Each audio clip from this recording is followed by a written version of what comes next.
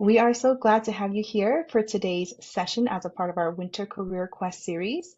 It's always so exciting to see many of you eager to learn and connect around the career opportunities in cybersecurity. My name is Hong Nguyen, and I'm part of the Careers and Professional Development team here at WGU. And it's absolute pleasure to introduce today's guest speaker, um, someone who's not just made an impact in the cybersecurity field, but also within our WGU community. I'm so excited to welcome in Dennis Chow, the Threat Detection Director at UKG. Dennis is a seasoned IT cybersecurity expert and has a wealth of experience in this ever-evolving landscape. I had the pleasure of meeting Dennis at our Houston alumni event, and it was very easy to see that he's not just a industry leader, but also passionate about empowering the future cybersecurity professionals. Today, Dennis will be sharing on the topic of how to stand out as a cyber candidate. So with that, Dennis, I'm excited to hand things over to you. Great. Thank you so much. So thank you all for joining and taking some of your afternoon to spend with me. So as mentioned, I want to help you get to a global competitive cyber candidate kind of experience with different employers. And so we'll talk a little bit about that today. I'll give you some background and some meaningful tips on where to get you to a next kind of level up in your candidacy as you go through different employment applications, whether you use a recruiter or not, and what the best approaches are to potentially networking with net new people. So today's agenda is really more about the global landscape. I want you to get a really good feeling and understanding of where we're at in the industry as a whole, especially specifically to cybersecurity. We'll talk about the success matrix a little bit, how you should use value propositioning yourself, how to do some executions in your timeline. So what do you think about as you're continuing forward in your candidacy until you get that next role? And then we'll have some Q&A at the end. In terms of chat, you can also put in your questions ahead of time. We'll queue it up. I may not answer them unless there's a pressing urgent need until we get to the end, because I may answer your questions ahead of time. And I want to keep this more interactive on the Q&A side. So please feel free to have your questions ready to go. No question is a bad question. It just goes unanswered if you don't ask it. Now, a little of my housekeeping is that because I'm at a company that values its employees and values its opinions, I also want you to value my opinion. So my comments are my own and not an official communication or representation from present or past employers. So what does that mean? That means you're going to get a lot of raw material here, and a lot of things that helped me or helped me in my anecdotes as I was trying to get into the cybersecurity space, albeit a while back. So basic intro, I'm sure you don't want to hear it again, but why this is relevant, why do you want to hear about someone from me at the director level? I come from the working class beginnings. I've worked in retail and kind of moved my way up between different employers. That being said, I've gone to the Air Force, some KPMG time, EY, RSA, AWS, and now I'm with UKG. There's so many employers I've been at, so many different industries I've been at, and so I want to really get you those collective experiences. Afterwards, feel free to connect me on LinkedIn, ping me. I'm open to answering questions where applicable. And then you can always follow up where my contributions are in the security community space. Sometimes I write some new tools, and so you can keep locked tight on that and in touch.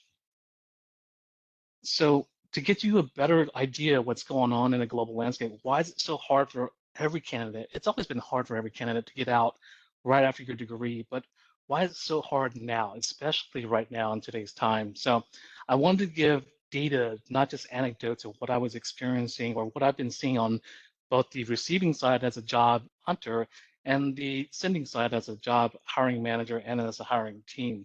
So as you can see here, the global landscape shows the white collar recession since 2018 all the way through 2024, roughly give or take. And this goes to the quarter 4 side. So even though this is not directly to this month, it's still relatively recent data. And what you're seeing right here is, actually, let me pull the, that's okay. Let me pull the information technology thing. You see a negative growth rate of 27.2%, as well as engineering, while healthcare is growing, albeit some of that being COVID around those time spans. But if you look at it, we're having a hard time, and that's not just you, that's just in the US. Ironically, some people are looking for expat opportunities. They're looking for ways of getting into the industry, maybe a little bit different than what you're accustomed to. And so what I want to show you is that the United States has a negative growth as well on the economic side for cybersecurity and just really anything on the LinkedIn's version of the data set of hiring year over year so far. What we've seen is a negative 9% growth rate in the US, but compared to many other countries, we're not doing too bad. But what does that mean in terms of the total industry? Well, let me get you started with this. It's really all about the mid-level experience is the new entry-level experience. So knowing is half the battle, according to G.I. Joe. I might be showing my age here, but it's all about the idea that your degree is just one portion or strategic part of your entire candidacy. How do you present yourself? How do you have your CV, which means curriculum vitae? Um, and then where do you go from there? So your mid-level expertise is the new entry-level experience for your new candidates. And that's what I see across a lot of hiring managers. It's not for every employer, and it's not certainly not representative of every candidate. Some candidates will get paid more than others, and that's a combination of different things: opportunity, luck, and skill set. Now, your readiness to be a part of this is how you get to the mid-level expertise. And you might be wondering to yourself, what does that really mean? I just got my degree, Dennis. I just went and did all these projects. I got these certifications. But remember, it's one piece of it. So let me show you what else is going to be part of this. Now, in the global landscape, and this is also in the SANS.org survey as well, is that hiring managers are really looking for a combination of different things. A large portion of this is certification-based training or certification coursework, which you have in your WGU experience so far. The other 30% being a formal education, including your bachelor's experience, and then a very small amount being, the graduate degree programs and so forth. And if you break it down right here, this is the vulnerability asset analyst, the information security analyst practitioner, the architect, and the forensic analyst. And you might be wondering to yourself, well, if that's what the survey is offering, what else is going on? And I take you back to the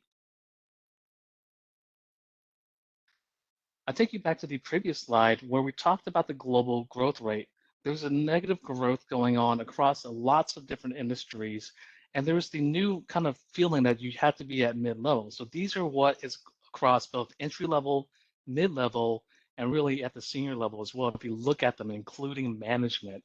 And so what do we do about this? How do we position ourselves? What should we be thinking about when we get the most out of mid-level hiring practitioners? And the valuation is a combination of all of the above. So what's going to stand you apart other than having your coursework, your degree, and your certifications is something that we look at in the hiring manager prospect as well.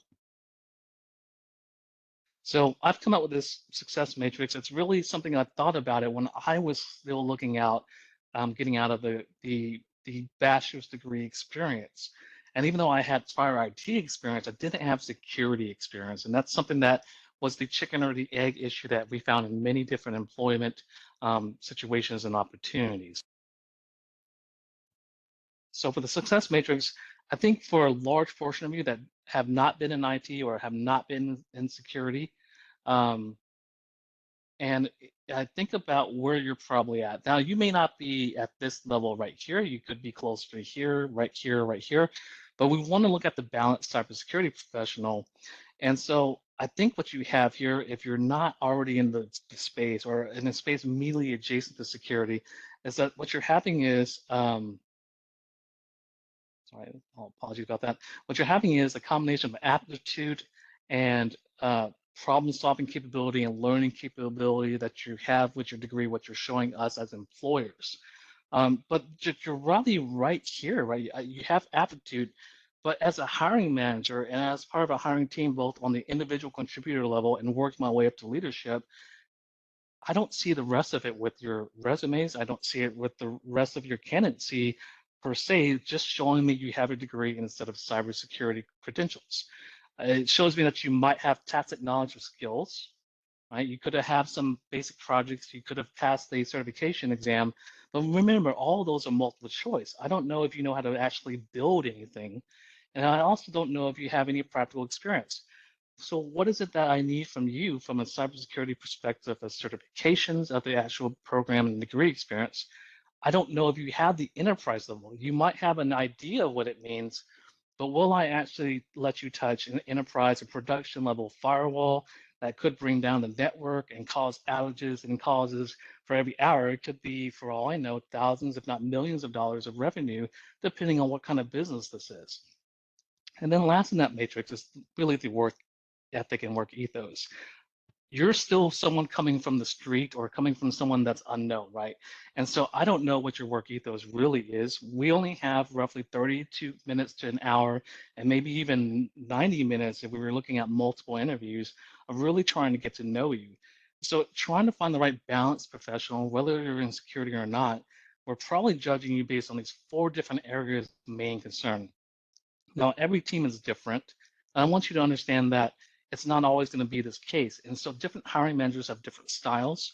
I try to be as balanced as possible, but that's not always going to be for the mind cognizant of every interview or every experience.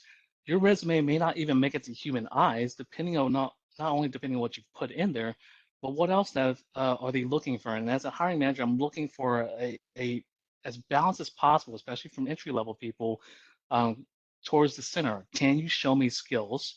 Not just the fact that you completed a program. Can you show me actual experience if you apply those skills? And you might be wondering, well, if I don't have any work experience, what am I going to do? We'll get to that in a moment.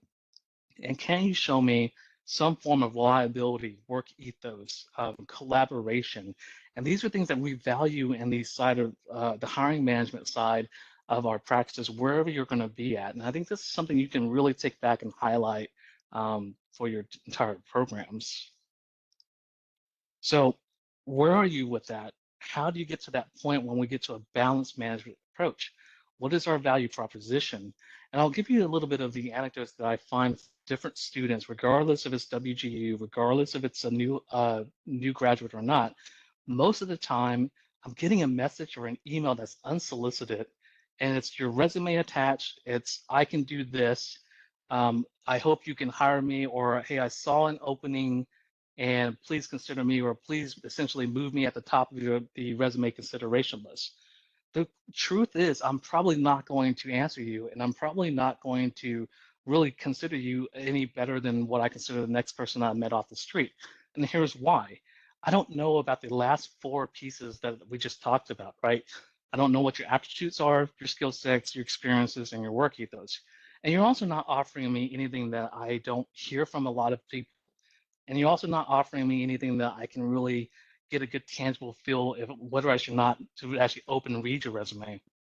And on top of that, especially in the hiring manager side, we actually see a lot of different fake bot or other kind of phishing and social engineering campaigns. Once we post a job opening, we have lots of different fake resumes coming in, some of them containing malware, some of them not. So out of a safety concern, some of us don't even open some of those. So what should you do to give yourself the best value proposition possible? So you really need to look at it from the hiring manager's point of view. And I'm not saying this for my employer, but I'm saying this for very different levels of employment. Why should I take a chance on you? Why should I give you my time to begin with? Why do you want to connect with me? What is it in for me? Why should I share my network with you if I'm connecting with you? And then some of you have asked, by you, I mean the general public, why should I mentor you? And so these are things that are going on in my head as you communicate forward. I want you to be thinking about that when you first engage. What is your first impression, virtually or in person? Now, in person, you don't have a chance to kind of really consider and think about it. You have to do that preparation ahead of time, but you don't want to come off as if you had a script and you were just reading it off. At the same point, I don't want you to come into LinkedIn as my message unsolicited without a value proposition. So think about what your value proposition could be, right? My time is worth X amount of salary, and per hour, if I'm reading your stuff for about 15 minutes, right, that's a quarter of my hour. You know, am I getting that time back, and am I getting that money back in terms of the practicality of it, right? Because in our world in management, my calendar is full of different meetings. I'm in double bookings, triple bookings sometimes, and I'm not even the highest level of management. I'm not a CISO, I'm not a VP, and so you can imagine other managers and other senior directors at the same kind of level that don't have a lot of time to give to you to begin with. So where are you going to get the best value proposition to start? You can start with I can. Hey, you have an open requisition. I've seen that. I've already submitted my requisition and applied to your thing.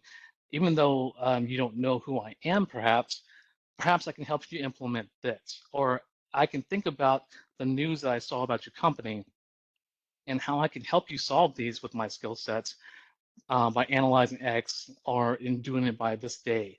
Or I'm in the middle of a growth period, I'm learning this, and I'm going to finish this project by this. You can track me here at either some sort of social media handle or a combination to your link. And now, what have you done besides go to school? And perhaps you did go back and have a work experience. What did you do beyond your actual portfolio at your skill set? So on your project skill set, some of you have posted your programs or some of your scripts that you've made, but they're really not that applicable to enterprises all the time. Now, if you can show me that it is applicable to a enterprise security program, perhaps you've automated something, perhaps you've made something more reliable, that's what I want to see, right? And that's what you're getting into your portfolio and why we need to talk about additional value added items when you're engaging anyone in the hiring market. And this is not just for myself. Others, H1s, there's F1s, there's so many different international and offshore candidates that are really vying for a minimum amount of openings. This is how you're going to get the top of the pile. You can still engage with us. That's perfectly fine. And if you're not really buying us a coffee or lunch, right, you really need to showcase some of your tools and propositions here. And then, of course, you can actually talk about buying the meal or something. You have to have skin in the game. When you're asking something from me, it shows me that you're not having something in return as skin in the game, other than the fact that I had to spend the time reading your resume. And I'm sorry if that sounds very difficult for some of you, but that's the type of thing that I want you to avoid as you're going through these experiences. And that's why perhaps some of you are getting the results and the responses you are getting. So, and your value proposition before we get off the slide is don't neglect your hands-on keyboard skill sets. I want to see IT. I want to see cloud experience or skill sets. I want to see scripting. I want to see all these different things that actually apply to our enterprise level sets of needs. You have YouTube now. You have many of different free choices. There's free cloud tiers now that you can always get. And if you get that expired, create another email address and get another free tier. Show me that you can build something. It's very difficult to get in cybersecurity, even at the entry level, when we're especially since we're expecting mid-level now in today's kind of time frame of skill sets and experiences and these foundational technologies. Tacit knowledge is not enough. You have to show me that you can build the systems, configure the systems, and secure the systems. Otherwise, you're just looking at alerts and hoping that you're going to get a SOC analyst program. And that's not what we want. We want you to be analysts. We want you to be critically thinking about something. We don't want you to be memorizing questions and answers to popular interview questions. That's going to get you only so far. And that's honestly what a lot of different offshore candidates do as well. I want you to be able to critically think through a scenario that's likely to hit an enterprise. And by enterprise, I mean anything over 500 users, really. All right. Your SMBs or your small to medium-sized businesses are not going to have the same level of skill and the same level of needs. So you have to think about it from an enterprise perspective. What do they need? And I know they taught you this in some of your degree programs. You can put it to use using those applicable skill sets when you create something tangible. Advance the slide here. All right, great. So the execution timeline, what does that mean for you? And the reason why we're at this point now, and I call it the modern analyst or modern candidate problem, is because we have really multiple generations of cybersecurity. This was created by me in 2018 or so.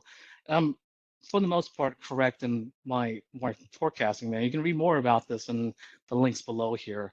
And so what you really have is generation one of security, and you're closer to generation four at this point, or really 3.5.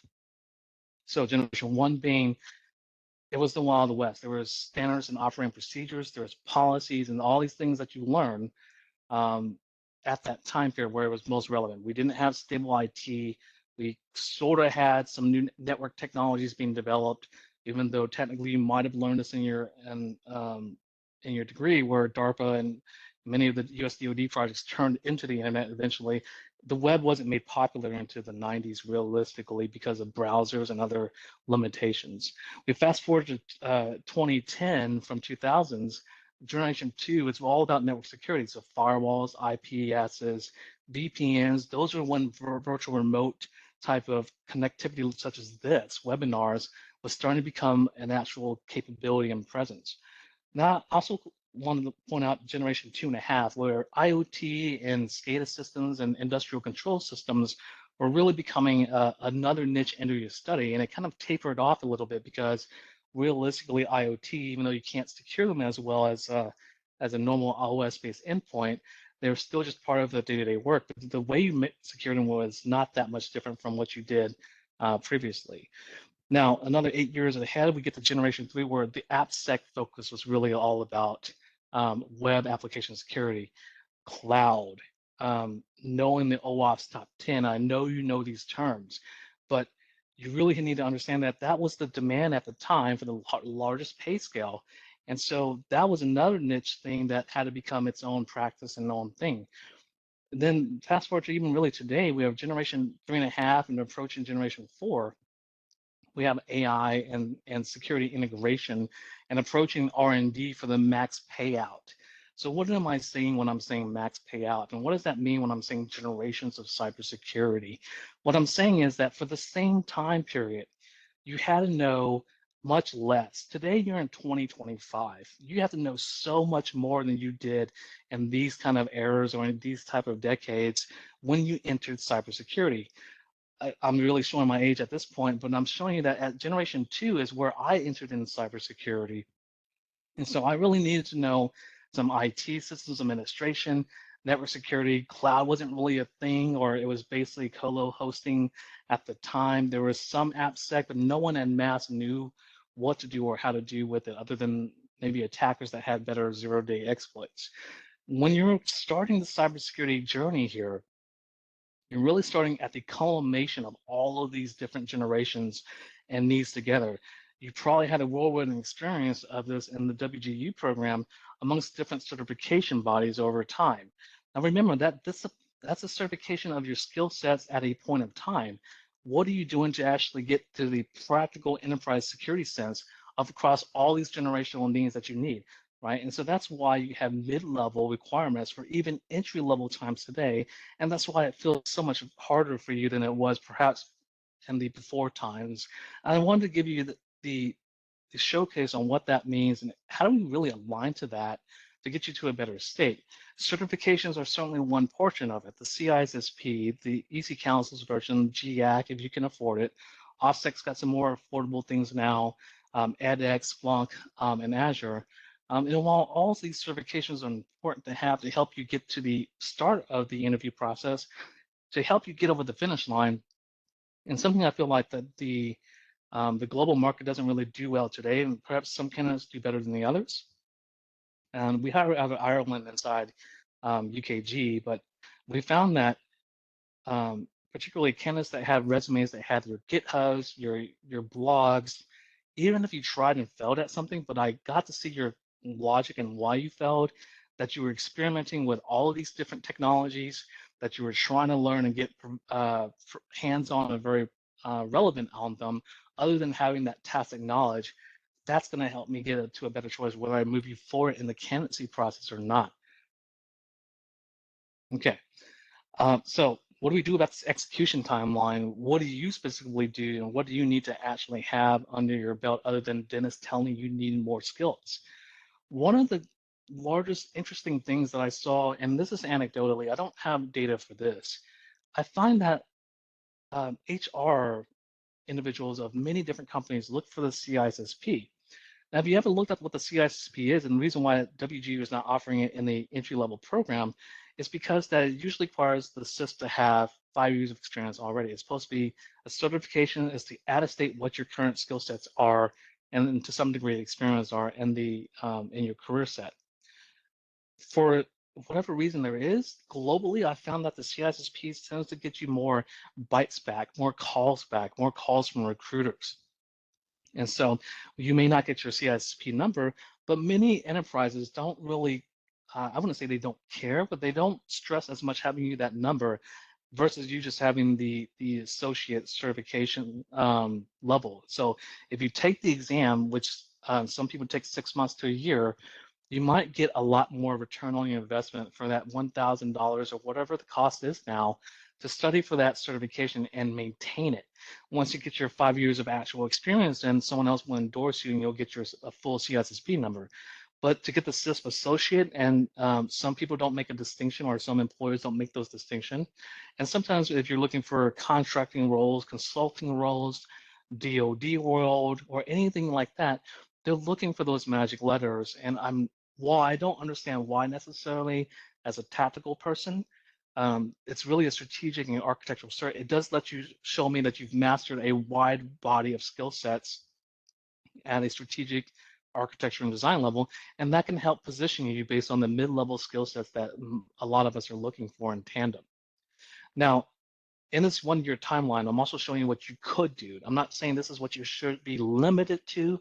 I'm just saying this is what is going to help you potentially make yourself a better value proposition as a candidate moving forward. I want you to be able to deploy Active Directory, your own firewall. And I don't mean installing IP tables. I don't mean installing and using a GUI widget. I want you to install something that's on hardware. That's not going to Best Buy and buying a Linksys. That's you open source building something, putting it in as an appliance, either hardware or virtually on your network, and actually trying to treat it like an enterprise program. When you think about enterprise, I want you to think scale. Think about scale. Can Google or Amazon or anyone else in the UKG, can anyone work in a single computer or single firewall configuration? The answer is probably not. There's a cluster. There's ways of making sure that there's high availability. There's sizing. There's all these different things. There's other things like change control, which is not even a technical thing. It's more like a governance thing. As you're positioning yourselves, when you're speaking to people, when you're going ahead and thinking about your resume and how it looks to an employer, I want you to think enterprise. How do my skills and how specifically my technical skills apply and convert to an enterprise format rather than tell me you've done a school project? I want you to also be able to configure and manage switch with VLANs, network attached storage. You can build those. These are all open source tools that you can build through computing hardware or in the cloud today, practically for free or cheap. So there's really no excuse now. This wasn't the case in maybe 20 years ago when I first started. Another set of certifications that I talked about, and well, perhaps skill sets I talked about that have certs associated with them, is the AWS Solutions Architect. If you look at it if you go to Indeed.com, these job search engines, you'll find that as you type in the certifications, you can see salary ranges that are typically posted for public facing postings. And that doesn't mean that you're going to get that top 1% of salary, right? There's no question that if you don't have experience, it's going to be hard to justify the top tier salary. But if you aim for the middle, type in these different certifications, CISSP, AWS Solutions Architect, or even some of the skill sets, such as a different, for instance, an open source firewall might be pfSense, OpenSwitch, FreeNAS, right? These are all different tool sets that can help you learn and achieve those hands-on skill sets. And you can even write about them and communicate with this.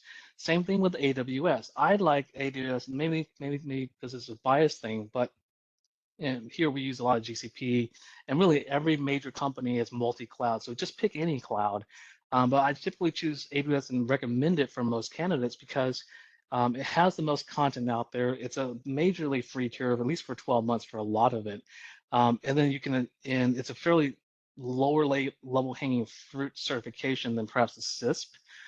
But it's also very interesting if you learn this type of cloud native services, and particularly securing that, that's going to help you drive yourself forward. Many candidates that come to me today, they come directly from school, they come from a certification program or even a boot camp, and they might have done some projects at home, but they know nothing about cloud. And unfortunately, many employers, especially large employers, have a cloud footprint. You need to understand this, and you need to understand how to secure things between the cloud and on-premise, and in separate workloads as well. We have log analysis automation as well. So how can you deploy a SIEM? You've read about it. You probably never deployed it yourself, or if you did, it was a very limited amount. Again, think about scale, enterprise security. Can you use open trial editions to actually get log ingestions?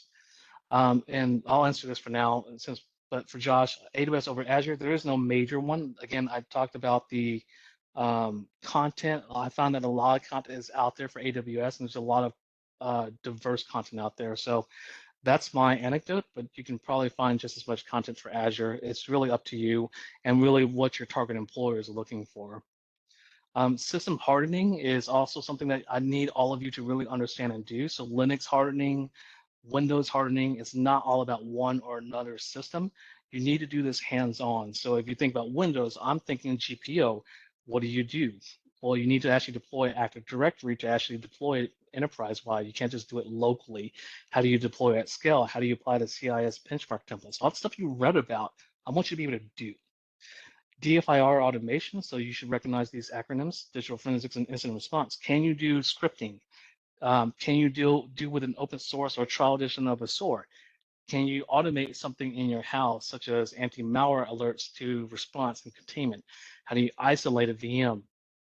All these practical skills that help you get to the mid-level. Think about these types of projects. I put this in the last portion up here, which is these more advanced concepts, and depending if you have time to do so, it's really secure cloud landing zone using infrastructure as code. And I'm just going to use AWS because I know it more too. But AWS has a concept of control tower that lets you use a GUI. It's perfectly fine to experiment with that, but the mid-level to senior level skill sets needs the infrastructure as code, and understanding Terraform, CloudFormation for AWS. I believe there was something else for GCP, and then we also had Azure, where its version of it. I don't remember what the items were called for their scripting language, but it's all some form of JSON or YAML. And if you build it and you understand how to do so, you can actually automate the deployments of very highly scalable systems, and these are very highly sought after skill sets. Malware analysis is also another one where you're doing more than just deploying something in a sandbox. Any person that you teach can click something, can upload a piece of binary to the sandbox. I'm not looking for that. And by I mean a lot of us hiring managers. What can you do and analyze, interpret the information from the binary without using a cheater tool? And even if you do a cheater tool, like a sandbox, such as Cuckoo Sandbox, Virus Total is not really a sandbox, it's really a multi-AV engine scanner. Can you give me the information out of it? What do you do from an analyst perspective to give me a value add in a SOC analyst program? Now, finally, writing incident response playbooks, trying your luck there, trying to use best practices. A playbook and a runbook is actually two different definitions that I think candidates also confuse. So look those up yourself. And remember, runbooks are more detailed, so give me the SOP around that. And then finally, if time permits, Gen AI security analysis. There's lots of different frameworks out there. The SAFE framework, SAIF from the Google Cloud team. There's also the new NIST ones that have a risk management framework based on AI. And I want you to think about how you can inject AI, not in terms of cheating. Don't just use Claude Sonnet 3.5 to write your code for you, but also analyze different things to help you seek what you haven't done before. So if you made a script, for instance, and said, how do I make the script more secure? You could have just hard-coded a password inside the script, which is obviously bad practice. But what would you do in the meantime? Well, if you didn't have the experience with the cloud, you would have known that secrets manager would be something you have to pull in dynamically into environment variables. And if you don't understand what I just said, you need to go back and think about how your scripting and programming experience work and how IT systems work before you think about a career in cyber, to be honest with you. And so I want you to take all these different pieces of information and try your best to get an applicable sense. Create projects, use GitHub, it's free. Deploy something, build something, and go ahead and do your best. Even if you don't do well at it, even if I see your imperfections at it, I don't need you to be perfect. I need you to communicate it well. I need you to try something. I need you to at least be accurate to some degree of your analysis of what you've been doing. And that way we have a very different conversation when we start engaging cold, what I call a cold call. So over instant messages, random people coming up to me in conferences, and even in the formal recruiter pipeline, as we discuss how to get your candidacy forward in there. These are things that perhaps not every candidate does. And while you can't be perfect in every one of these, and I give you a 1-year timeline to do so, some people have taken 6 months, some have taken 3 months, some have taken a year. Do what makes sense for you. And it doesn't even have to be in this order. And again, this does not have to be limiting to you. These are things that I think that you need when you're coming to a cybersecurity person. You're going to have someone like me on the back end being your interviewer, especially if you know you're dealing with someone that knows what they're talking about. They're going to start digging into these details. And if you can't do anything besides name off definitions, you're honestly just going to be another vanilla candidate in the pile. All right, so some key takeaways before we get to our Q&A, right? Think about meaningful connections when you're trying to engage employers, right? What is the TLC that you need to do, or tender loving care? That's an American idiom here. You have to maintain a connection. You have to have skin in the game. You can't just come up to somebody and go, "Can you please be my mentor or give me an opportunity?" Again, why? Well, why would I do that? So I know that sounds like a mean thing to interpret, but that's how hiring managers are doing. So, and that's why you're not getting perhaps the responses you're getting. It's what you know, who you know, and how you present yourself. So that your value proposition, think about what we talked about for a balanced candidate. And meaningful connections is part of that too. So how you present yourself, do you have skin in the game? Are you willing to put time and effort in? Are you showing me that if I give you my time as a mentor, are you going to execute on anything that I talk about? Or are you going to go off to the abyss because I didn't meet your immediate needs? And so that's what actually burns bridges before you even start the bridge. It's all about the value prop. So think about your modern portfolio. How do you get there? And then also think about how do you get there with your portfolio, modern upscaling. Think about your free projects, right? You have Google, you have searching, you have everything that we didn't have when we first started. But you also have the double-edged sword of now you have everything that's already there. We expect more out of you as a hiring manager. Continue your certifications. Your certifications do not stop with WGU or even CompTIA or whatever it is within your curriculum. You need to get more. You need to be as diverse as possible. You're going to be on that certification treadmill if done right for a while in your career. Go to local conferences. There's SANS events that are free in person to some degree and B-sides and many others that are cheap or affordable. I think OWASP has their own as well. I think SmooCon and a few others are also something that some people still do in their regional cities. And then finally, before we get to our Q&A side, accurate representation. Um, just be honest with yourself and be honest with the person that you're dealing with. No, you do not have the enterprise expertise yet. But if you do, you probably wouldn't be in this webinar. So just make sure that you're trying to think like an enterprise person, but you don't have to tout that you are. Just be honest with yourself, be humble, hungry, and smart. Translate to what you think can be applied to the CIA triad at all times. So remember what that means, confidentiality, integrity, availability. And again, be humble, not meek. Walk through your rationale when you're trying to tell me you want something or that you're trying to convey something. And I've done enough talking, so maybe it's perhaps you listen to some voices here, and Hong, we can go ahead with any of the queued up questions, and I can start Yep. with wherever it may come from. Okay, awesome. So before we move into the Q&A portion, just as a quick reminder, we do ask that you keep questions relevant to the broader topic. Please avoid any questions that are maybe too personal, specific individual situations. And then we do have some questions already here. So a great one from Gigi. I noticed a significant number of cyber positions listing active clearance as requirements. I understand this varies depending on organization, location, data class, etc. Is the industry moving towards this, and is it becoming more of a standard? Hmm, I like that one. I will say I've been in and out as a DoD contractor, and especially as a NATO advisor, civilian and military, so veteran as well. Most of those ones are looking for veterans, to be honest with you. And I'm going to be completely honest. I've seen most military contractors, whether they're active clearance or not, um, anywhere from 80 to 120K, even for the most senior people. And so active clearance is something, if you don't have one, it's kind of one of those things where it's unspoken, where they don't really want to hire you, even though they say it's not a requirement. If they say it's a preferred requirement, I wouldn't say don't give in and try to submit to it.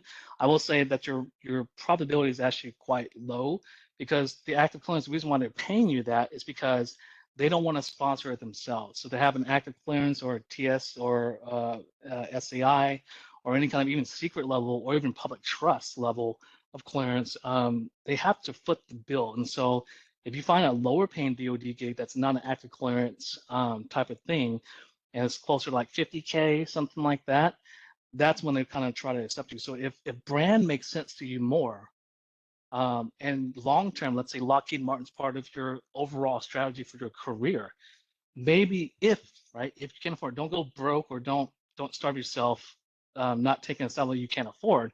Maybe you consider that for a year or two, get your clearance from there, and then move forward from that point. And that's the best advice I could give.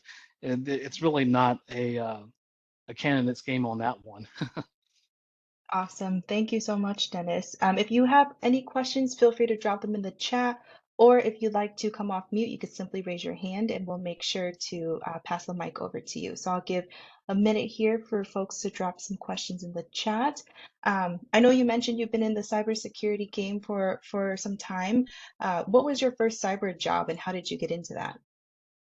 Oh yeah. Okay. So this goes into the working class situation. So I worked retail, got to IT, and I did the normal thing. I went to school. I also went to the military too, all concurrently. And no one would give me a job, to be honest with you, back in all the way through 2008.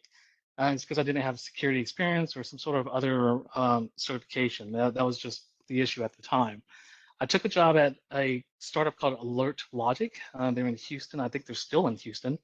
Um, and I took it as a SOC analyst working four by tens, graveyard shifts, and I took a 40K pay hit to be there. So I was an IT specialist at ExxonMobil at the time, and it hurt. It hurt a lot. And so, but I put my 1 year in, and it paid itself off in a year and a half later. It was a very humbling job. I'm glad the culture was the way it was. Um, would I ever want to do that again? No. But it paid itself off, and if you keep moving forward, it'll help you with that too. I see some commentaries in there. Should I answer, Hung? Yes. Yes, yes, a lot of thanks in here. So truly great insight from you today, Dennis. Another one, how do you showcase GRC skills in a portfolio? Oh, these are some good questions. I love this.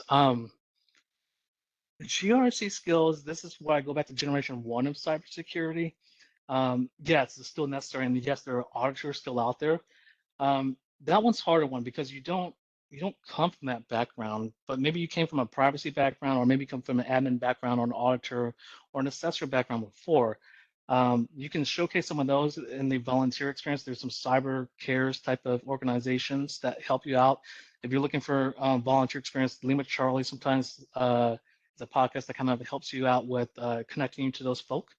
What I would say is if you're trying to go solo on your own and you can't find anyone willing to let you do an assessment with them, there's two kind of aspects of it. There's GRC from the purpose of deploying tools.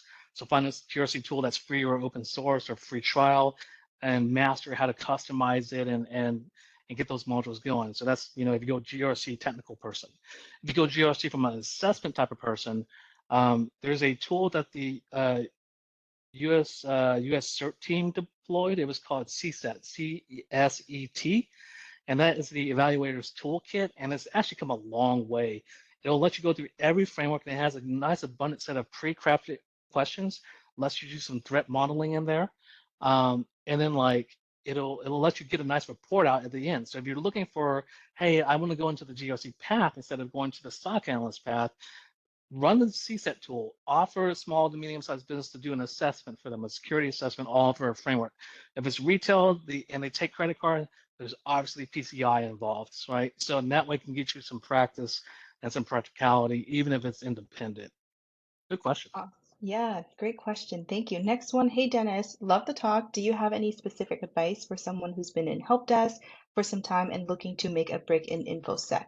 It looks like they've been building their IT skills at work, been taking stretch assignments when possible. Right now, they have the Security Plus and currently studying for the CISSP currently. That's a tough one. Someone's been busy. Yeah, I think what you're doing is the right thing. I can't guarantee you based on market conditions when that's going to pay off for you. Keep doing that. Find a mentor actually inside your organization and outside the organization. And preferably, even if you're an introvert, suck it up, go have lunch with a director, like someone that has decision making skill sets and capabilities to help you with your career path, right? You just have to learn to be a little social. You don't have to be really social. You have to be a little social in cybersecurity because of the communication skills. The other thing is perhaps work on projects outside of work. So if you're working with, I'm just going to name it out there, like Microsoft Defender Endpoint or something like that, think about how you can do things outside of work. You may not get paid for it, don't get me wrong, but you still have access to it. Make sure it's cool with your manager before you get on that endeavor, and work with the security team if you can write automation. So if you're using Microsoft Defender for Endpoint and they're having trouble finding new detection capabilities, maybe you write a KQL query to hunt for something that they really wanted that provides a view and you give it back to them. These are how some of these connections are built and formed. And almost every, I imagine if he's working in IT, there's usually a security arm or component, and even if there isn't, offer to kind of help lead the administration piece of it. So if you're in help desk, you're not that far away from a system admin. So what can you do to harden? CIS benchmarks. There's also things like well, I'm an old dude now, so NSA snack, and then it might be called something else on the vendor guides now that help you harden the systems. And if you're not doing those and you're making those assessments, I'm bringing back the GRC part. If you're doing the assessments, scanning it using tools, and we're deviating from the best practices of the hardening practice of the guides, find a way to communicate what you should do technically, how you would enact on it, and then communicate that with your leadership. Great initiative, and it'll help you learn the tactical skill sets, hopefully, and during the middle of the business day to get paid for it at the same time. Awesome. Thank you so much for that question. If you do think of a question later on, you can always email us and we'll make sure to get an answer back to you. So I'll just give it another quick minute here.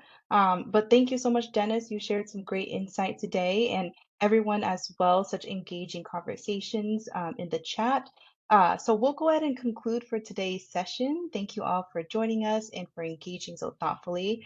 Dennis, you shared some incredible insights on standing out as a cyber candidate, and you offered actionable advice and sparked meaningful conversation for our community today.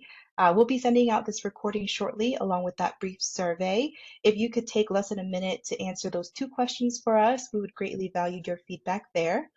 We also like to extend a huge WGU thank you to you, Dennis, for sharing your expertise and inspiring our WGU community with your passion and leadership in cybersecurity. Your insights today have made such an impact to our students and alumni today, and we're very grateful for your time.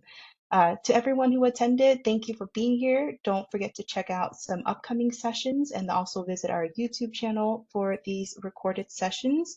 And we hope to see you at another session soon. With that, I'm wishing everyone a fantastic rest of your day. Thank you, Dennis. Thanks, all Yeah, attendees. Take thank you. care. Bye.